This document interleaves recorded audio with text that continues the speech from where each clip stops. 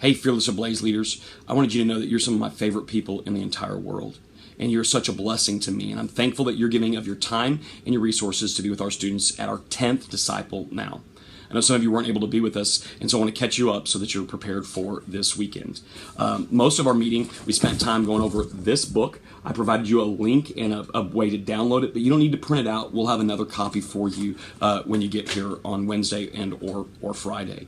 But in there, you'll be able to find out a little bit more about the schedule and be able to familiarize yourself with the weekend. But just let me really let you know a couple of things. Everything really starts on Friday night with our first worship time, with dinner and our first worship time. When students arrive, they'll register and they'll put all their stuff in the vans, and then we have a great evening planned for them. And then you'll go home that Friday evening and get oriented with your house and then have your first life group time. On Friday night, we'll be spending some time talking about our untamable God and fear and His holiness. And then I'll be speaking from the book of Ezekiel, and our theme is untamed.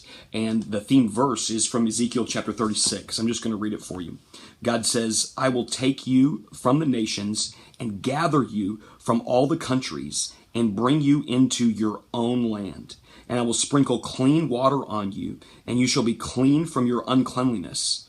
And from all your idols I will cleanse you.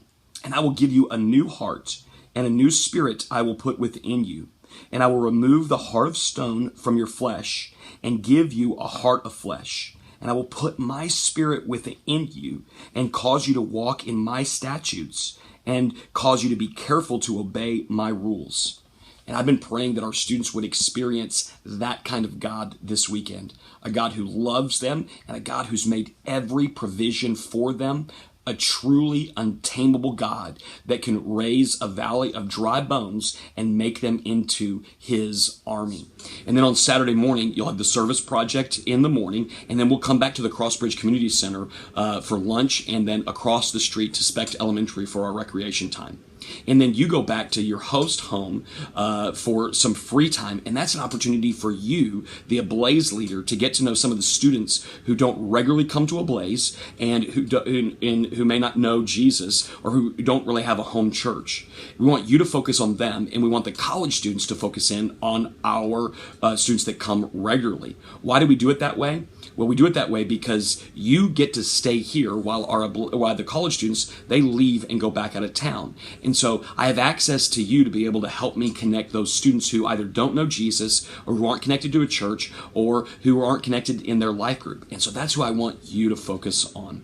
And so you'll do that in your free time activity block that's back at the host home. You'll have dinner Saturday evening and then come back for our worship service on Saturday night, where again we'll look at the book of Ezekiel and our untamable God, but this time His plan for our lives as God uses Ezekiel to raise that valley of dry bones. And so it's going to be an awesome time. And the thing that I want you to know most about our worship times is that you really are the invitation. We might have a time for students to be prayed for and for those who don't know Jesus to respond to a call to come to know Jesus. But where a life-changing experience really happens is when students talk about that in their life group. So don't be afraid to lob questions out there, to have that moment of silence where nobody's answering anything, and use that opportunity to be the invitation for your students. And to be an invitation means you don't necessarily talk a lot, you just lob those questions out there and then let them respond.